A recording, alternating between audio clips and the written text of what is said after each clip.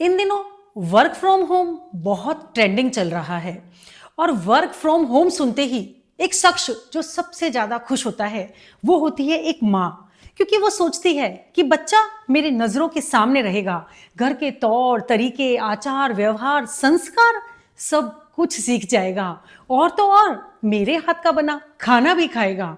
But जो reality में होने वाला होता है और जो एक माँ सोचती है, उन दोनों के बीच में एक बहुत बड़ा गैप होता है और बच्चा उसी गैप को एंजॉय करता है। अब शुरू होता है वर्क फ्रॉम होम।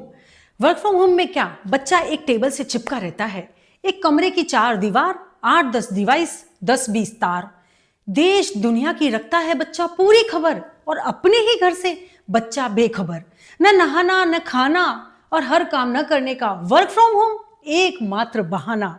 अब घर की हर सर्विस इनके रूम तक जा रही है, इनको चाहिए थोड़ा सा एंटरटेनमेंट, तो ये जनाब है टेबल पे फिक्स, तो जॉब के साथ फुल ऑन नेटफ्लिक्स, 8-10 रील, थोड़ा कंटेंट अश्लील हो गया। फिर क्या था, एक दिन जनाब मेरी कुछ फ्रेंड्स आ रही थी, तो मैंने बोला बच्चा सब कुछ रेडी है, जब सब लोग आएंगे तो चाय की ट्रे पकड़ाने तुम आ जाना, कुछ अच्छा लगेगा। मेरी इस रिक्वेस्ट का जो रिएक्शन था वो देखिए। मम्मा, अच्छा लगने से आपका क्या मतलब है?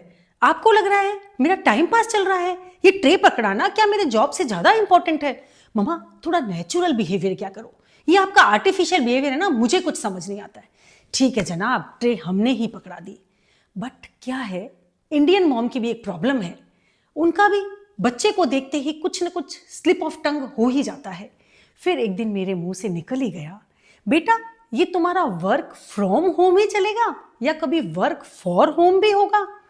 तो जनाब बच्चा तो मेरे इस फ्रॉम से फोर तक की जर्नी सुनते ही बिफर गया। जैसे तैसे मैंने दिन निकाला, शाम को वो शख्स जिस पे मुझे सबसे ज्यादा भरोसा है वो घर आया, तो मैंने कहा तुम्हारी जो ये लड़की है ना, ये पूरी तरह से कामचोर है। जो लड़की दिन भर की 8-10 बजी डोरबेल में से एक नहीं सुनती, उसने मेरे ये अल्फाज पकड़ लिए। बोली पापा कामचोर? मैं कैसे कामचोर हो सकती हूं, जिसका अपना ही कोई काम समय पे नहीं होता वो किसी और का काम क्या चोरी करेगा? अब तो बच्चे के पापा भी बच्चे के साथ हो गए। तो बहनों, मत लगाओ वर्क फॉर होम की आस। ऑल द बेस्ट जो बनेगी इनकी सास।